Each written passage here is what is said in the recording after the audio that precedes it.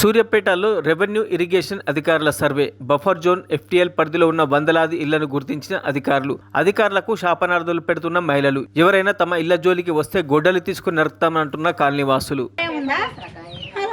మా ఇంటి పోతున్నాయంటే మాకు ఎంత బాధ, కష్టపడ్డాం, మేము ఎలా బాధపడుతున్నాం, నిద్ర ఆగారం లేకుంటున్నాం. ఎవరు లంచ వారికి న్యాయం ఉందా? గెలిపించి బాధలు పడుతున్నాం. నిద్ర లేక ఇప్పుడు 5 రోజుల నుంచి కొలతలేసిపోయిన నుంచి లంచ కొడుకు మాకే న్యాయం చేయకుండా చేస్తాడా వాడు? పిల్లల్ని సాకుని కుటుంబాల మీద పేదోళ్ళ మీద పోతాడా వాడు? ఉన్నోళ్ళ మీద పోయే లక్షల కోట్లు ఎలా తీయాలి వాడు? మాలాంటి ప్రజల మీద కొట్టుకుంటే ఏముంది? దరిద్రం ఉండా కొడుకు.